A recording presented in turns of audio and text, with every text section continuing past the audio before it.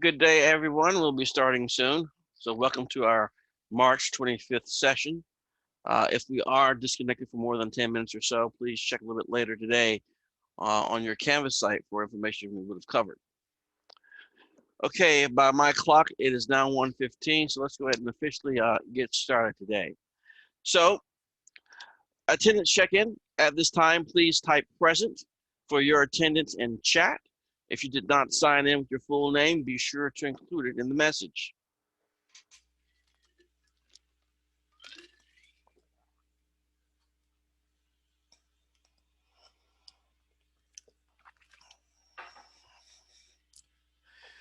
Okay, as we've been doing so far this semester, we'll start off today's session by looking about what we covered during the last session.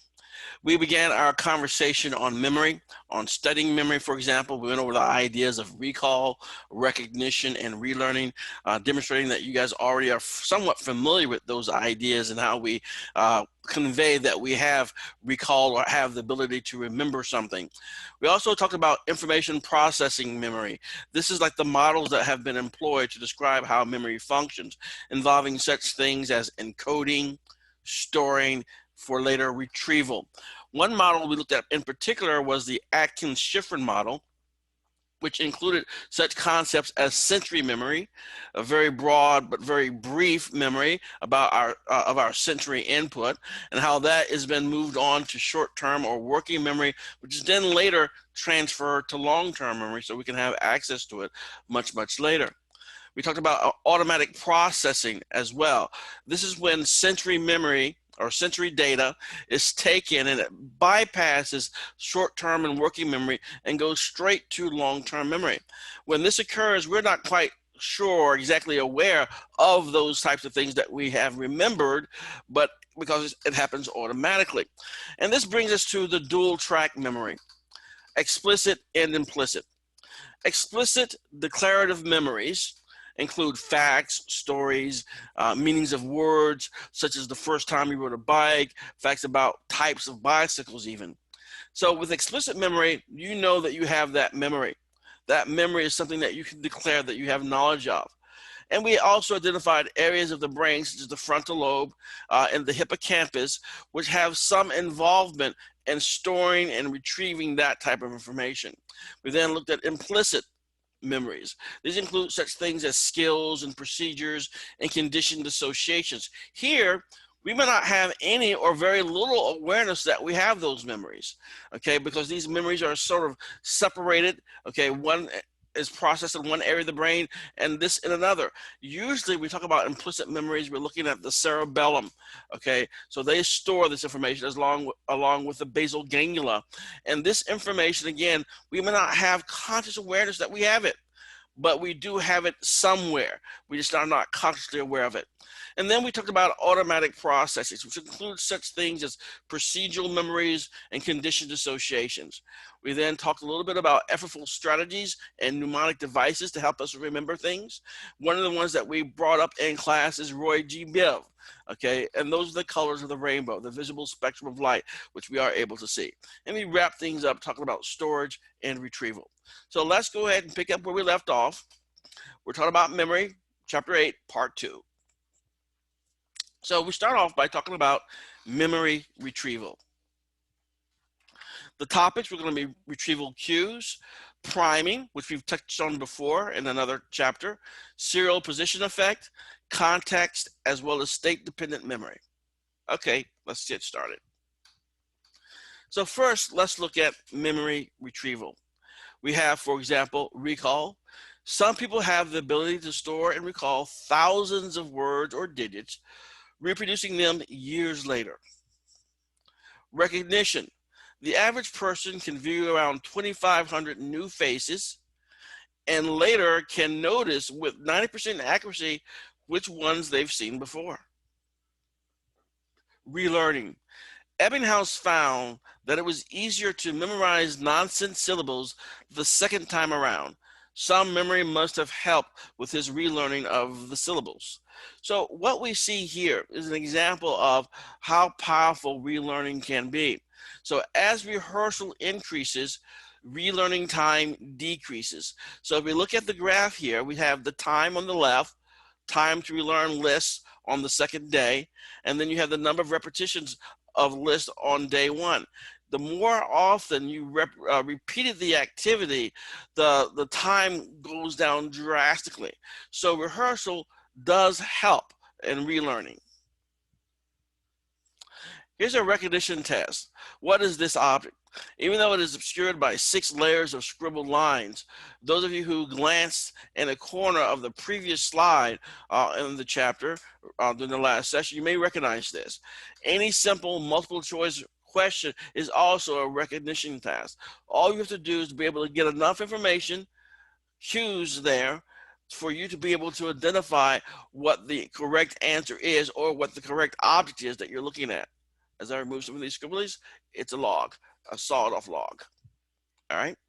So this tells us a lot about how our memory works and how we can test for our ability to have remembered something.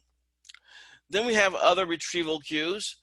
Retrieval challenge. Memory is not stored as a file that can be retrieved by searching alphabetically. Hopefully we are aware of that now. We've talked about that several times already.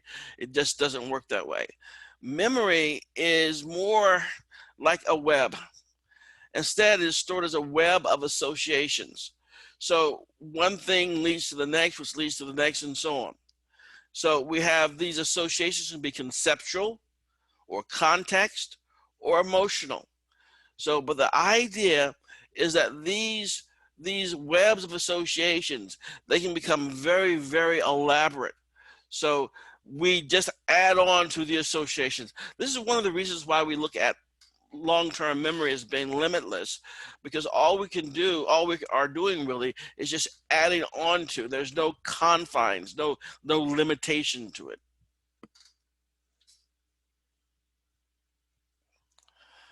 Priming. We've talked about priming a couple of times already. Does anyone want to give me their own personal definition of what you mean by priming? You've probably had an example of it in your Canvas site as well, where it was a movie that I think I showed you a link to. Anybody know what I'm talking about? Priming?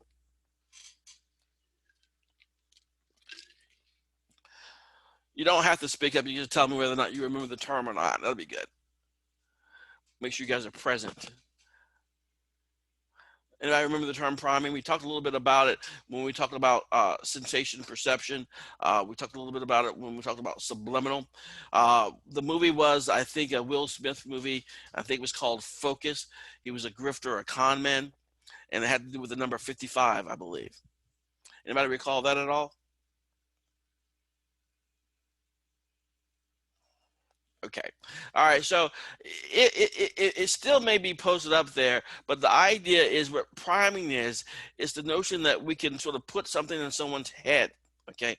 So priming, retrieval is affected by activating our associations. So priming triggers a thread of associations that bring us to a concept, just as a spider feels movement in a web and follows to find the bug. That's what we can do with priming. We sort of put people to start thinking about something so they're more likely to access a certain type of memory. So our minds work by having one idea trigger another. This maintains a flow of thought. So what do we see here? We see a tree and some vegetation, some leaves, maybe some flowers there, probably just different colored leaves. And so the example here is this: define the word bark. Now, if you define the word bark now, there is a great likelihood that you would be talking about tree bark, okay? But that's not the only way that you can do it.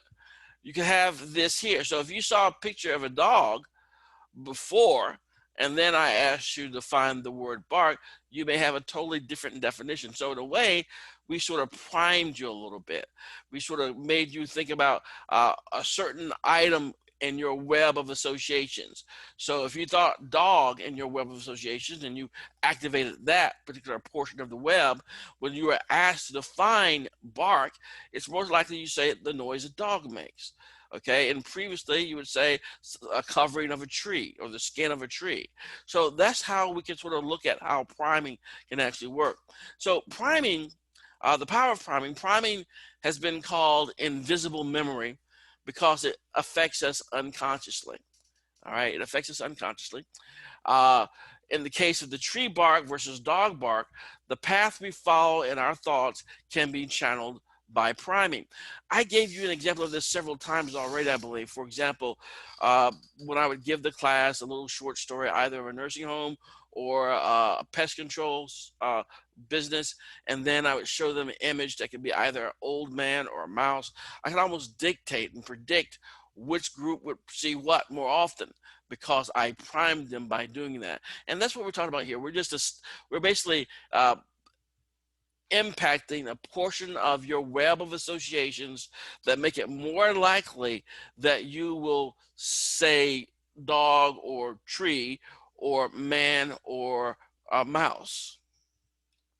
So we may have biases and associations stored in memory that also influence our choices.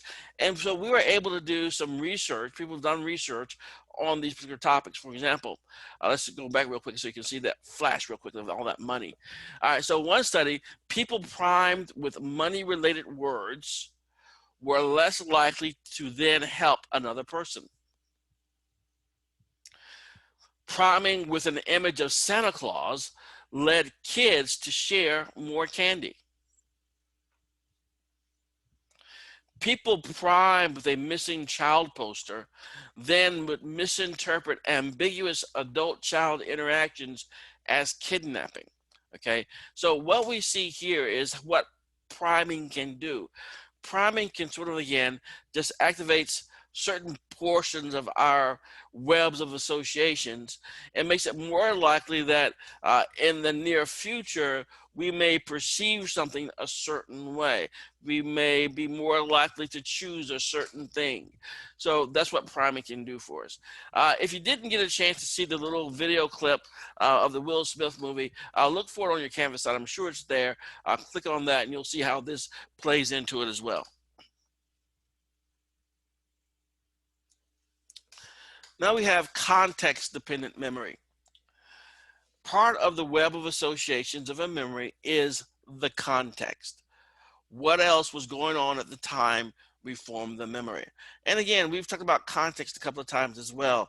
One of the last times we talked about it was in top-down processing, where we had this image of something that looked like a 13 or a B, and depending on what we surrounded that image with, A, image C, we'd see B, and if it was 12, image 14, we'd say 13, because the context led us to our perception. So in a similar fashion here, the context of our memory web, our association web, what else is going on will have an impact on us as well. So we retrieve a memory more easily when in the same context as when we form the memory. So the things that were around you or the things that were going on when you were initially encoding that memory, if they are around when you're trying to retrieve that memory, it's going to be more likely to happen. You'll be able to get that memory easily. All right. So did you forget a psychology concept? Just sitting down and opening your book might bring the memory back. So let's say you're out talking to somebody and you're shooting the breeze about whatever, and you talk about this psychology concept, but you can't really get it into your head. You walk back to your room, and as soon as you sit down and you see your textbook, bam, it's there. Because now that familiarity of the context of the book or your notes may bring it back to your memory. So the context does have an impact on your memory. Now, this is a really cool example of how context, the things that are going around, have an impact on your memory as well. Words learned underwater are better retrieved while you're underwater.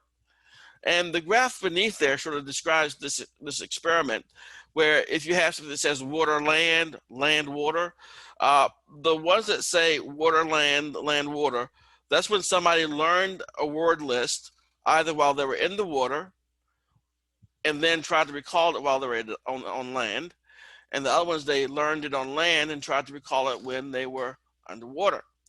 Now, the thing that we can see here that should come out at you quite easily is when you have the same context as when you learn the words and when you recall the words. If they're the same, your performance is much, much better. You remember a much greater percentage of those words. So greater recall when learning and testing contexts were the same. That's why students generally love when they have those in-class tests. They love the tests to be in the same room where they were talking about and discussing the content and the material of the course. It's just going to be one other cue, a context variable that will aid you in your memory. Okay, before I move on to the next topic, I'm going to pause there to see if there are any questions or comments so far. And I'll take a sip of my tea.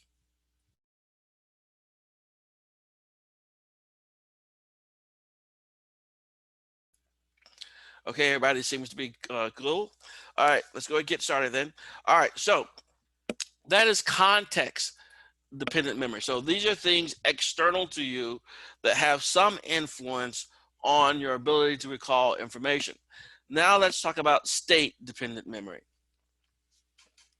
Our memories are not just linked to the external context in which we learn them.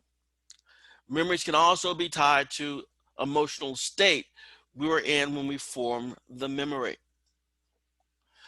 Mood congruent memory refers to the tendency to selectively recall details that are consistent with one's current mood. So basically, unfortunately, what this means is if you are really in a bad, foul, angry, upset type of mood, you're more likely to remember things that the last time when you were in that particular mood, because your mood is basically saying, oh, I felt this before. What else was going on when I felt this before? So it's mood congruent. So the idea here is that this biased memory then reinforces our current mood. So the idea is when you remember things when you're in a certain mood, other things may come back with it as well. So it may reinforce your mood. So obviously, if you're really upset about something and you remember something else that made you upset, it's not going to make you feel better. Most likely, it'll probably make you feel more upset. So this mood congruency can be somewhat problematic. But also, if you think about it, the state-dependent memory also has some other implications as well, which is sort of demonstrated in this somewhat tongue-in-cheek cartoon, but the ideas are there. Memories can even be linked to your physiological states. Now look at this cartoon. It says, I wonder if you'd mind giving me directions. I've never been sober in this part of town before. What this cartoon is sort of describing is this state-dependent memory again.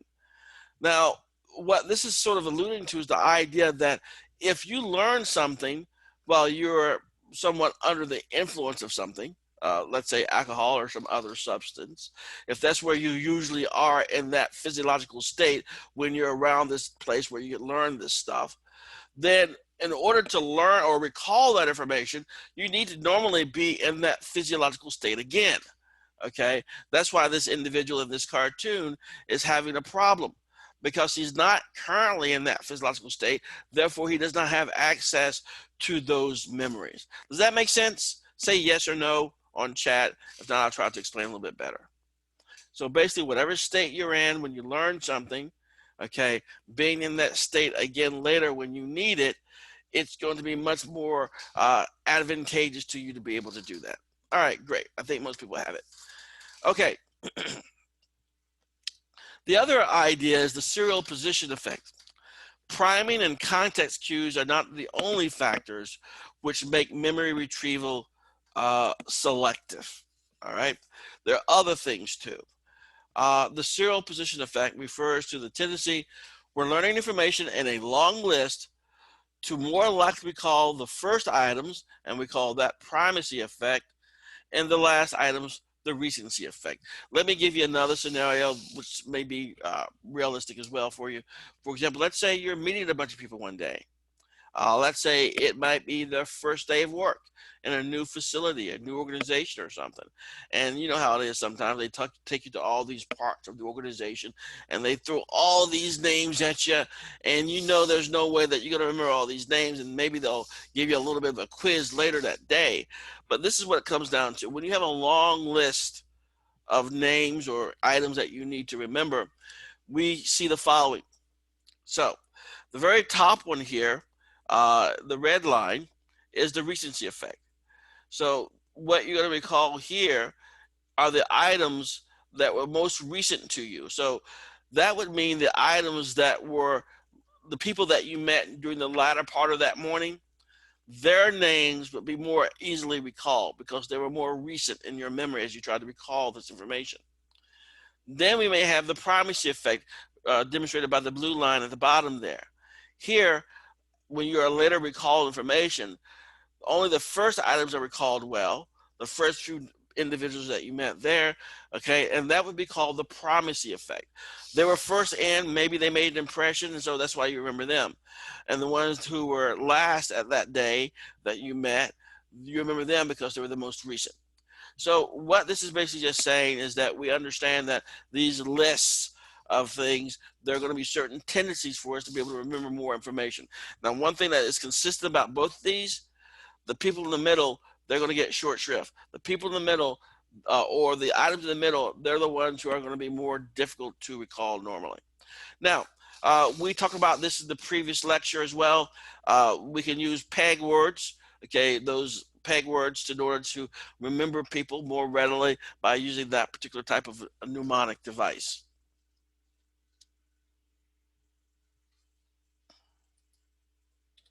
Okay, so we've talked now about a variety of things, about how it is that we can access certain types of memory to retrieve it.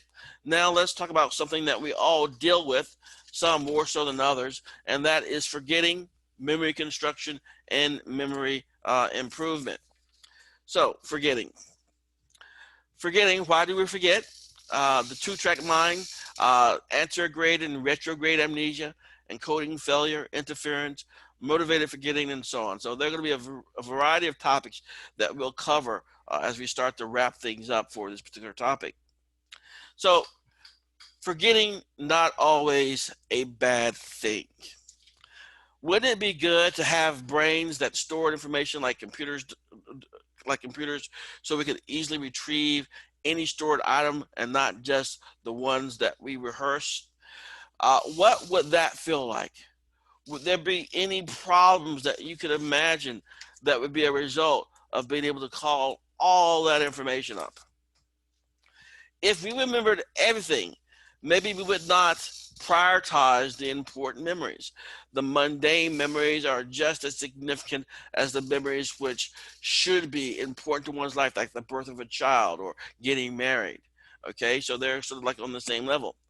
So what leads to forgetting? We have brain damage, encoding failure, storage decay, retrieval failure, interference, and motivated forgetting.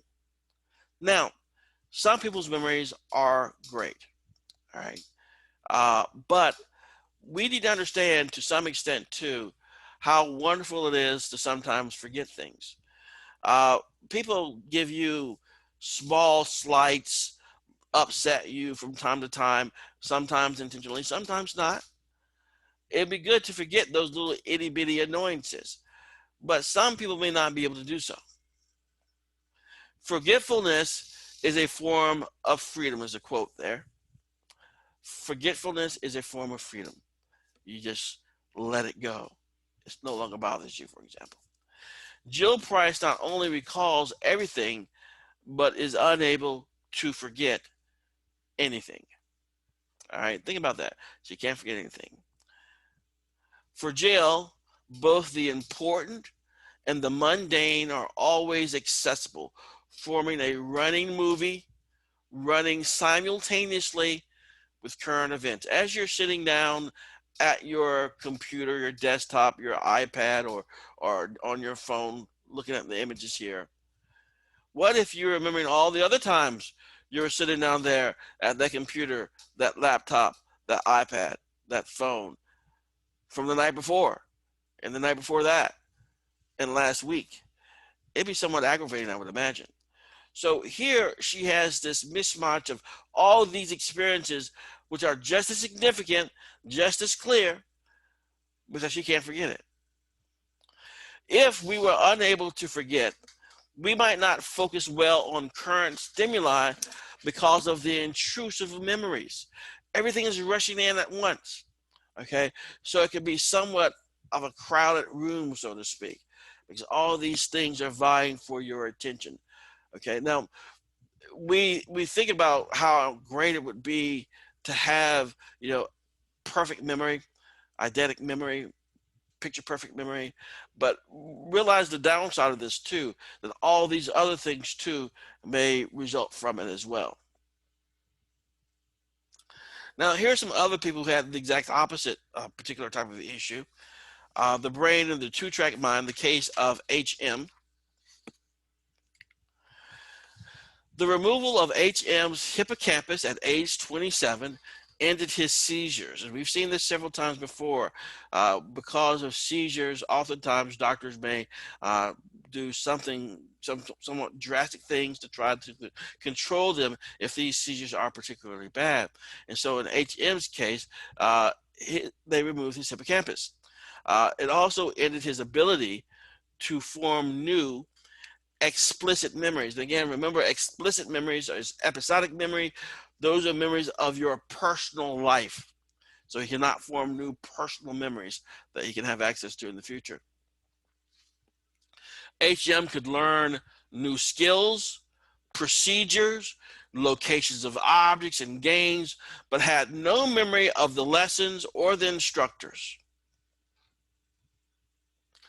He retained memories from before the surgery, so anything when he was 27 or younger, he could remember. So those things before his surgery, he was able to recall that information. So HM, like another such patient called Jimmy, could not understand why his face looked older than 27 in the mirror. So every time they would get up in the morning to go to the restroom, okay, wash their face or do whatever, they'd see literally a stranger's face in the mirror, someone who is old, maybe 50 years old or older, because the last time they saw themselves that they remember, they were 27 years old. Now, this form of amnesia, and we call it amnesia too, is called anterograde amnesia, and we'll see more about that in a second. But can you imagine what it would be like to not even be able to recognize yourself? To realize that, let's say the person's 47 now, that 20 years of your life, your personal experiences, you have no access to. Okay, they may have skills that they picked up along the way, and that's great. They can add to their skill sets, but they have no recollection as to when those skills were learned or how they learned them. That's part of their personal experiences, so they wouldn't have that information. So brain damage and amnesia. HM and Jimmy suffered from hippocampus damage and removal, causing this anterograde amnesia and the inability to form new long-term declarative memories. So they can't say, I know this. They can't form new factual information that they can access later. That is lost to them. Jimmy and HM could still learn how to get places, that's automatic processing, could learn new skills, that's procedural memory, and acquired condition responses. That, people, is going on in the cerebellum. So all these things they still can do and learn, but they don't have awareness of that. Okay, so they can still learn things, but they cannot know the situation, the context, and who taught them. Okay, but it's part of their ability to still learn. They just don't have the personal information any longer. So they could not remember any experiences which created these implicit memories. Okay, and that's what they are. They are implicit memories. Obviously, they have recall of that information because they can do it, but they have no recollection of where, when, and who with. They have this information there. It's really kind of a scary type of thing if you really think about that going on, how people are suffering in that particular way. So let's look at these two types of amnesia. We've talked about one already. Now let's talk about both. We have first retrograde amnesia, refers to an inability to retrieve memory of the past. The inability to retrieve memory of the past. The anterograde amnesia refers to the inability to form, again, new long-term declarative explicit memories. So retrograde amnesia can be caused by a head injury or emotional trauma and is often temporary. So oftentimes, let's say you're in some of a major car accident and you're lucky enough that no one was harmed, but you were banged up a little bit. It's not unusual for you not to be able to recall the accident or maybe a day or two around that accident. Okay, usually it's going to be temporary, but that's what's going on. The inability to retrieve memory of the past, that past event is unclear and you really can't grasp onto it. It can also be caused by more severe brain damage. In that case, it may also come along with anterograde amnesia. Now, with anterograde amnesia, HM and Jimmy lived with no memories of life after surgery. Once that hippocampus is removed, they have no more memories of their personal life that they can establish. Only the things that happened before they were 27 years of age. Now, there's also a movie, I'm going to ask this movie, but it's old, and I'm sure no one's seen it, called Memento. And this is we don't usually see movies about individuals who uh, have this antegrade type of amnesia. Most other movies of amnesia, they really refer to retrograde, where people forget their personal life. With antegrade amnesia, you just forget your personal life up to a point, okay, and you can't form new ones. Just tell me if you've seen this movie before or heard of it before, called Memento. Uh, I would show you a clip. I don't know if it'll work while we're in the Zoom here, but it's just a movie trailer, but it gives you a feel of what they're talking about. So you have this individual who is a detective, and one night, unfortunately, he walks in on his wife getting murdered, I guess, and he gets damaged himself. He wakes up the next day, his wife is dead, and he wants to use his detective skills, which he still has access to, okay, his detective skills to try to solve the murder of his wife. And you'll see they take some liberties with what would probably go on, but you'll see he does little tricks to try to keep information alive for him, because he can't store it long term. So he's figured out, like cops do, they have photographs, they have a board, and they're writing down information, and he has to remember it all the time, or go to the board all the time to see where he is in his case as he's trying to solve his wife's murder. And it's an interesting movie, but the idea is anterograde amnesia puts a different spin on how Hollywood uses this particular type of device for drama, because this person can't form new memories. He remembers old stuff, but simply can't form new ones. How would he go about trying to solve a crime, for example?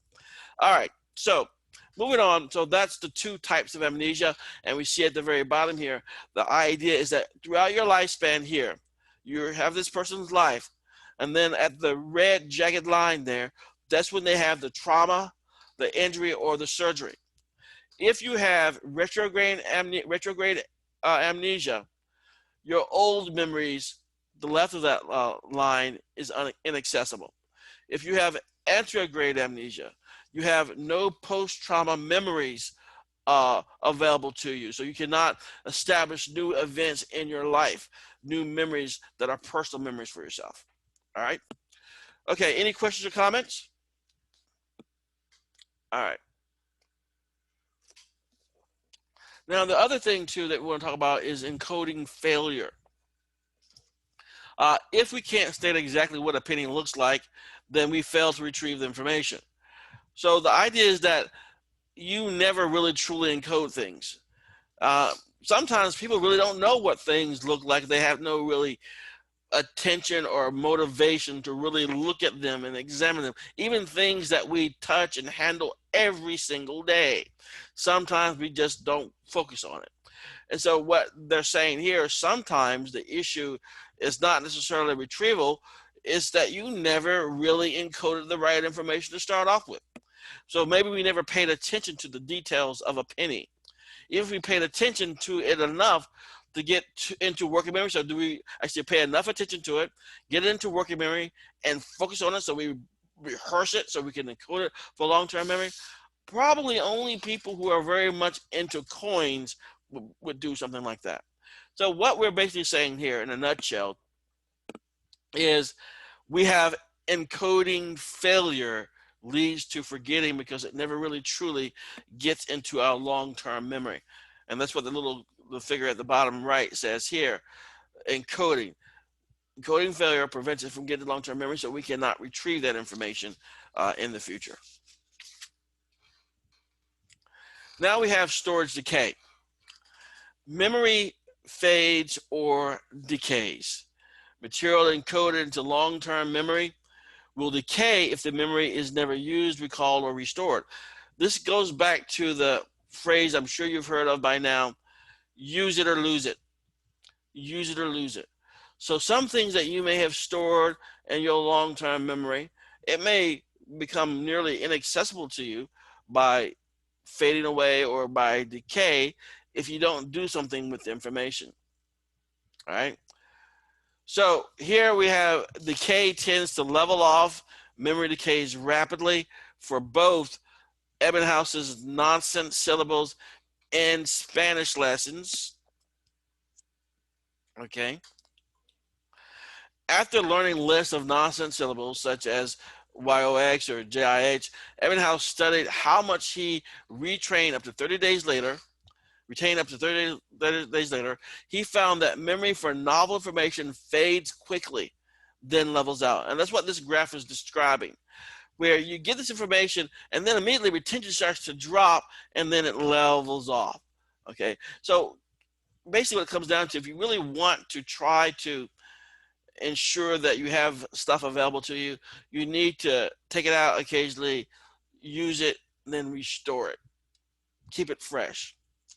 And in a way, if you think about it, those of you who know people in certain positions, or you may do it yourself for your own employment, you have these continuing education units, CEUs, for your particular profession or your business that you're in. And that's basically just trying to keep you fresh and up to date, to sometimes take some of those memories out from long-term storage, use them, and then restore them. It keeps you current and keeps you sharp in whatever field that you're in. And then we have the tip of the tongue phenomenon, retrieval failure. Now, I'll just describe this. I'm sure everyone's experienced this once before, or several times before, obviously. This is a situation where somebody asks you a question about some singer or an actor, and then you know who they're talking about. You just know it. You know who they're talking about, but you can't get their name. It's like a slippery fish that you want to grab it, the information, but it slips out of your hand. Can anybody tell me that they've experienced that before? A name or something that they should know, and you know that you know it, but all of a sudden when you've been asked about it, you just can't grab onto it. And that's referred to as the tip of the tongue phenomenon. And I'm hoping that somebody's gone through that once before. Or thank you. You're saving me a lot here. So the idea here is that happens. And so sometimes the memory does not decay. Some stored memories seem just below the surface. I know the name. It starts with a B, baby. Okay. So when this is happening, it is a retrieval failure. To prevent retrieval failure when storing and rehearsing memories, we can build retrieval cues, looking at your memorized material to images, rhymes, and categories. And this is the peg work technique and a mnemonic device that we talked about before. But normally, I describe it this way. Let's say you live in a cul-de-sac where it's one way in and one way out. And let's say outside your cul-de-sac, little circle where you live, there's a bunch of other roads in this subdivision, many ways in and many ways out. But if there's a truck, 18-wheeler gets lost and then wind up in your subdivision, and then it turns over and blocks your road to your cul-de-sac, your locked in little group of houses there, you can no longer get to it. Okay?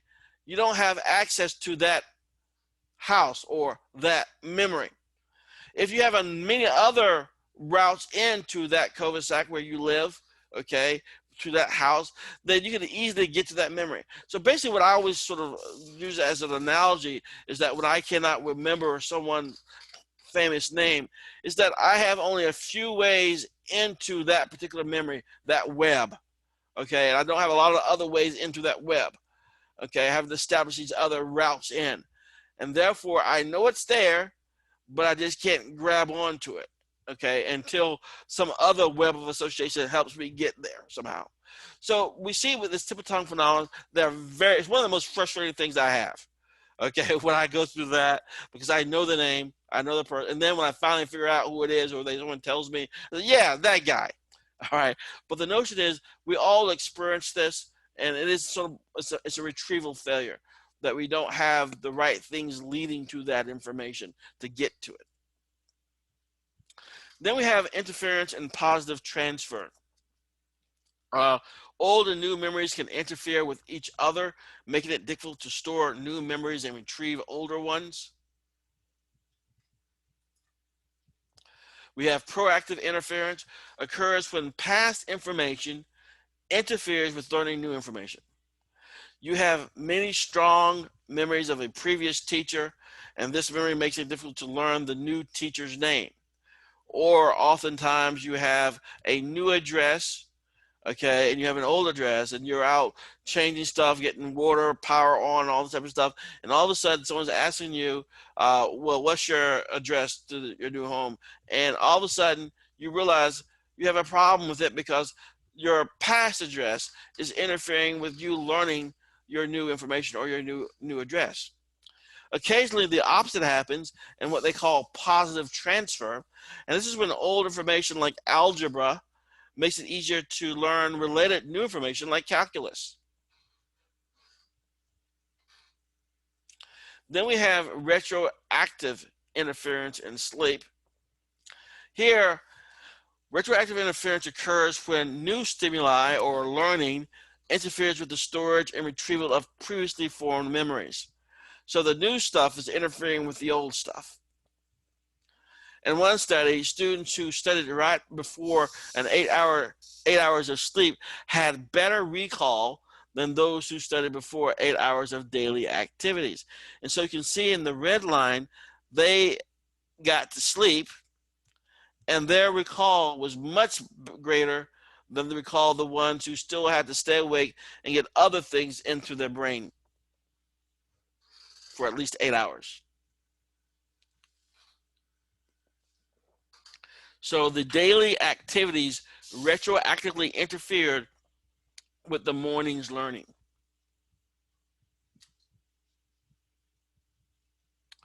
Now, motivated forgetting. Memory is fallible, inchangeable. Memory is like a lob of clay. You pick it up, it changes the memory. All right. So it's changeable, but can we practice motivated forgetting? That is, choosing to forget or to change our memories. Can we do it? Sigmund Freud believed, and we'll see more about Freud later, Sigmund Freud believed that we sometimes make an unconscious decision to bury our anxiety-provoking memories and hide them from conscious awareness. He called this repression. Now, motivated forgetting is not common. Painful memories tend to persist. We don't get rid of them that easily. They tend to persist.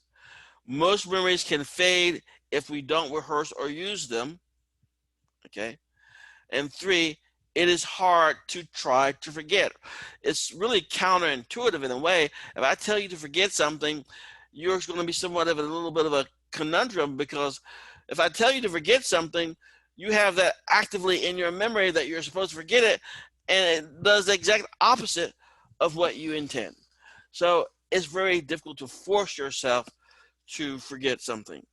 Now, we need to understand the following, though. We tend to forget things anyway. All right, we go to the very beginning of the input of data, sensory memory. The senses momentarily register amazing detail, as represented by all the dots in the image to the right, the circle to the right. Then a few items are both noticed and encoded from that amazing sensory memory. And so we see a bunch of the dots drop out, and now we have this other group of dots in our working short-term memory.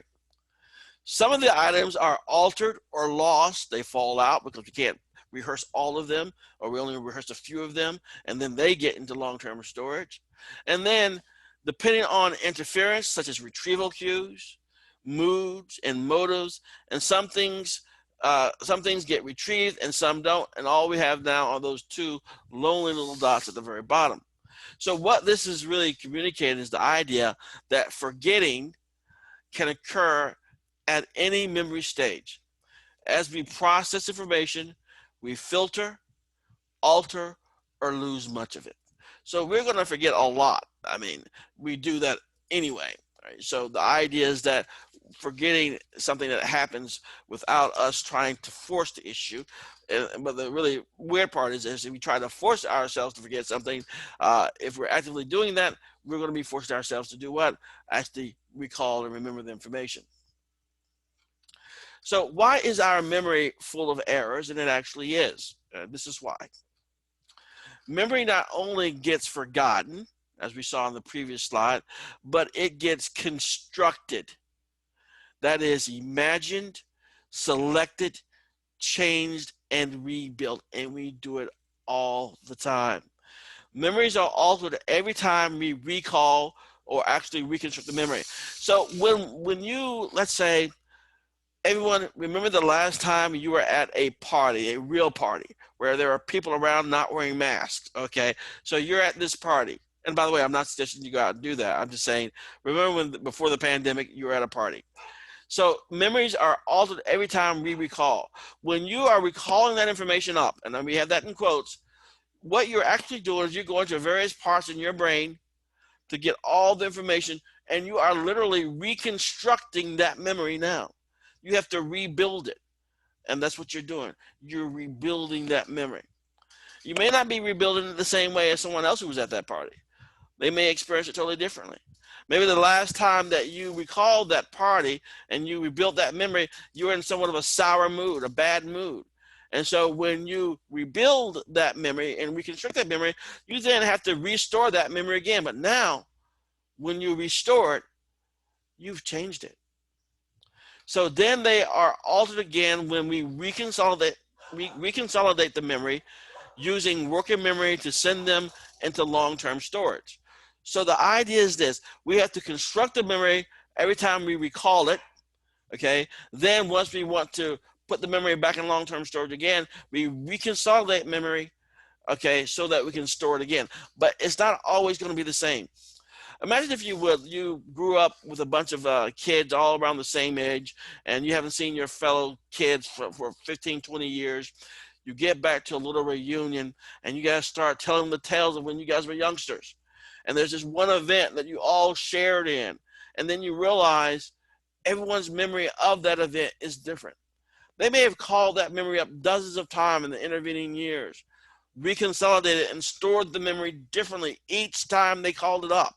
Therefore, the memories, when you guys get back together to share your memories, are all somewhat different, okay? Because memory is fallible. Memories get constructed and reconstructed all the time. So later information alters earlier memories. For example, when you see something, or you are now a much wiser individual now that you're in your 30s or 40s, and now when you call that memory up, it shifts and changes somewhat because you are a different person. Recall that information up. You may have different focus on it, and you change the memory thus. So no matter how accurate and video-like our memory seems, it is full of alterations and fictions, untruths, okay? But it's our memory.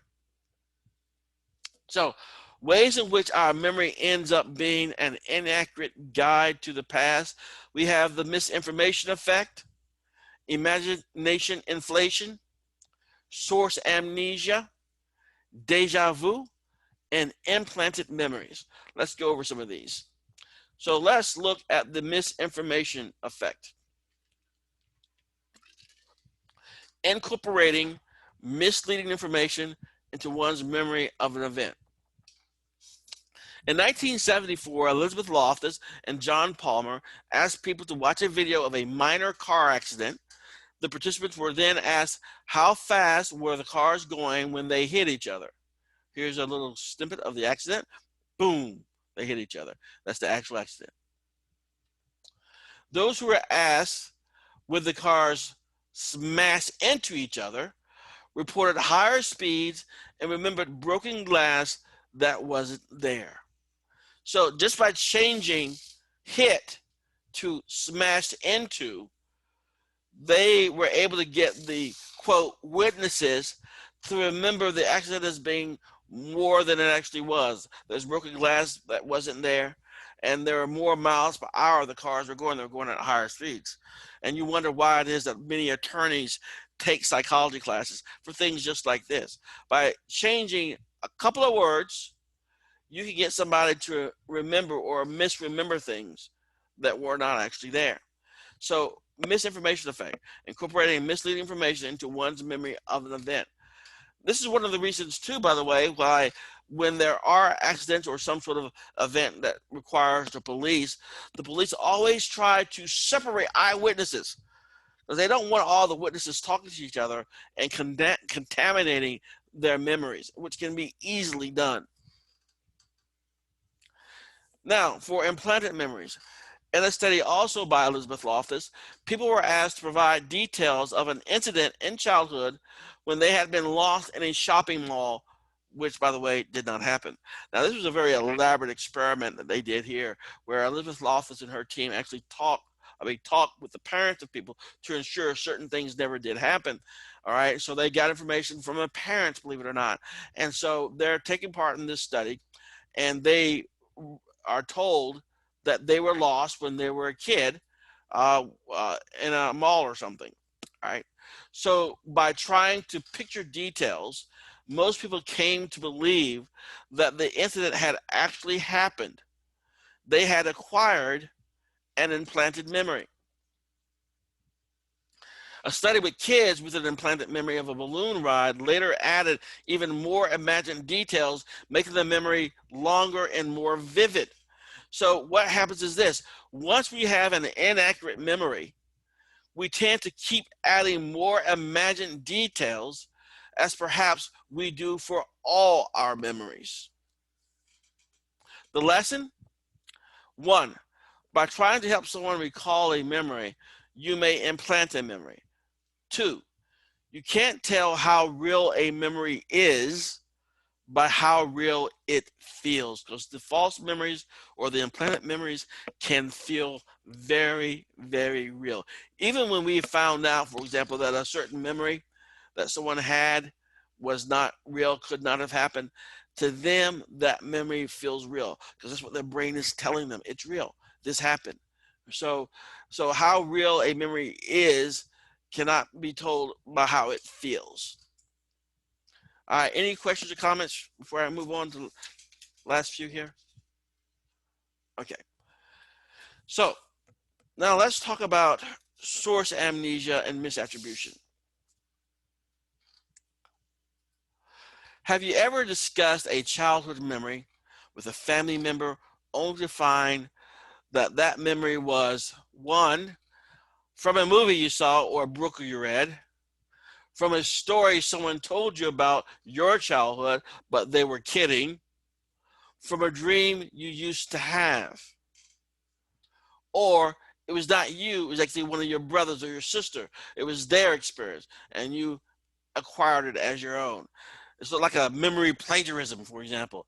So the idea is this: if so, your memory for the event may have been accurate, but you experienced source amnesia, forgetting where the story came from. All right, so you may have the information, but you don't know where the information came from, and that can be very telling. I mean, you are spouting something out that you think was from an official source, and then you find out that it's from your 10-year-old nephew. Okay, that is source amnesia, forgetting where the story came from, and attributing the source to your own experience. So this can happen more so than not. I mean, we all know, and one of the more common ones is a story that you've heard told so much from when you were young, maybe 2 years old or so, that you have that memory in your head. The problem is, as we've talked about several times before, you should not have any episodic memories of when you were 2 years old, because you don't have the systems or the structures in place yet. That's why that would be in the area of infantile amnesia up until you're at least 3. So source amnesia, you just don't recall where the source of the information came from, and you're attributing it to your own experience. Then we have the deja vu, already seen. This refers to the feeling that you're in a situation that you've seen or have been in before. And I'm sure that many of you probably experienced that probably the last week or so, experienced a deja vu. Why does this happen? Sometimes it's because our sense of familiarity and recognition kicks in too soon when we first view a scene. It's almost as if we feel like we processed it twice. So we have these two things floating around in our head: the scene that we're standing in front of now, but we also have a duplicate scene. Where did this duplicate scene come from? Okay, and the idea is our brains try to make sense of this feeling of familiarity by seeing this scene as being recalled from a prior experience. Therefore, you get this sense, I've seen this before. Well, yes, your brain just told you saw it before, but it could simply just be that you processed it twice, or you got this sense of recognition, and this is how your brain interprets that. You must have seen this before, and so that's what it's saying. You're recalling this from an actual prior experience. So deja vu can be seen as source amnesia, a memory from a current sensory memory that was misattributed as being from a long-term memory. So that's the key here. It's a misattribution as to when you had this memory. It's from a current source, but you misattribute it to a long-term memory source. Deja vu. Now, we all have these other constricted memories. We see them in the courtrooms and as well as in love as well. I'll be honest with you, when I see these courtroom shows, they say, where were you? Let's see, what month is it? It's March. Where were you on February 11th? I would have no clue. Okay, but in the TVs and movies, it seems like everyone sort of knows what they were doing on February 11th for whatever reason. So constricted memories in court and love. Television courtroom shows make it look like there's often false testimony because people are intentionally lying. However, it is more common that there is a mistaken testimony. People are overconfident about their fallible memories, not realizing that their memories are constructions. So we need to realize this. Every time we're saying that, yeah, I remember this, or I recall something, you are talking about a construction of your memory, that you constructed this memory and this is what you recall. Now, that construction could be accurate. In fact, some constructions may be more accurate than others, but realize it is a construction. So we tend to alter our memories to fit our current views. They've done research on this to show this, that whatever your views are today, and you go back to fish out your memories, you'll change your memories subtly to make it more likely that the person who's remembering that information today, the older you, would say, yeah, that's what the older me would say, but you have changed it. So this explains why hindsight bias feels like telling the truth, because we are changing it based on what we know. When in love, we overestimate our first attraction.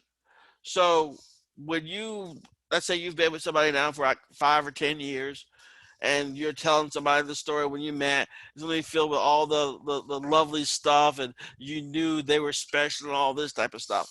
So what they're saying is that we overestimate that first attraction, okay, and our memories. That's what the research shows us. And then after a breakup, when we recall being able to tell it, well, I knew it wouldn't work out. So again, we see this type of stuff as truth, but we are adjusting reality to some extent at the same time. Now, let's talk about something that can be somewhat sensitive, but understand, I want to make sure we understand what this stuff is trying to communicate here. And it's going to be constricted memories and children. With less time for their memories to become distorted, kids can be trusted to report accurately, right? Well, most of you are already aware of what this is leading to. Not necessarily the case. Because kids have underdeveloped frontal lobes, they are even more prone to implanted memories. In one study, children who were asked what happened when an animal escaped in a classroom had vivid memories of the escape which had not occurred. For kids, even more than adults, imagined events are hard to differentiate from experienced events. The lesson: when interviewing kids, don't lead. Be neutral and non-suggestive in your questions. Recovered memories of past abuse. Can people recover memories that are so thoroughly repressed as to be forgotten? Abuse memories are more likely to be burned in to memory than forgotten. So again, this sort of goes against what an idea that we saw earlier from Freud about repression. We'll talk more about that in a future chapter, but abuse memories are more likely to be burned in to memory than to be forgotten. Forgotten memories of minor events do appear spontaneously, usually through cues or accidental reminders. An active process of searching for such memories, however, is more likely to create detailed memories than feel real, real. So, false memories implanted by leading questions may not be lies. People reporting events that didn't happen usually believe they are telling the truth. Questioners who inadvertently implant memories into others are generally not trying to create memories to get others in trouble. As a result, unjust false accusations sometimes happen, even if no one intended to cause the injustice. Now, many of you are way too young to remember this, but several decades ago, there was a major wave of abuse allegations all over the place, and there was a few things that sort of started it. There was this daycare center where a parent made some accusation to the local police authorities, and this was years ago before people had an understanding about how you're to interview kids, and there was about satanic worship, all sorts of things. And it turned out this person who made the phone call to the local police authorities was someone who was under mental health treatment because of psychosis. And the police authorities at the time then sent out letters to all the parents telling the parents to interview the kids. And one of the things that we saw from the slides today, even when you interview kids, it was communicated that you need to be, how was it go? You need to be interview kids. Don't lead, be neutral and non-suggestive in your questions. And I cannot imagine any parent, if they're talking about some sort of abuse allegations involving their child, that they can be any of those things. And so it led to a much more allegations on it. Was a thing. So the idea is that this is something that we have had going on for some time, and we're very sensitive to these particular issues. But now people are much better trained to interview kids in the proper way. So what can we know about past abuse?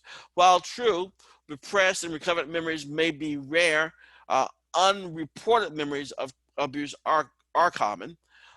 Whether to cope or to prevent conflict, many survivors of abuse try to get their minds off memories of abuse. They do not rehearse those memories, and sometimes the abuse memory fade. And again, that's the key thing is about your rehearsal. Don't force it to forget. Just do other things, and I can't say don't think about it, because you get involved with other things and then it becomes less and less a thing that you rehearse and bring up and construct and then reconsolidate. If you don't do that type of stuff, then those memories will tend to fade. And of course, because of infantile amnesia effect, memories of events before age 3 are likely to be constructions. This explains both false reports and misreports of abuse, thinking that everything was fine. There is no clear way to tell when someone has actually been abused. An implanted constructed memory can be just as troubling and more confusing than a memory from direct experience. Remember, the idea is that the memories, even the false memories, they feel very, very real to the person who's experiencing those memories. Might as well have happened from direct experience, because this is what that memory is telling them. All right. And finally, just to wrap things up here, improving memory. There are a variety of ways in which we have talked about things that definitely can improve one's memory, which would also improve one's grades. Learn the material in more than one way, not just by rote, but by creating many retrieval cues. Think of examples and connections, meaningful depth. Remember, make it meaningful to you, make it personal also. Create mnemonics, songs, images, and lists. Minimize interference with related material or fun activities. Study right before sleep and other mindless activities. Have multiple study sessions spaced further and further apart after first learning the material.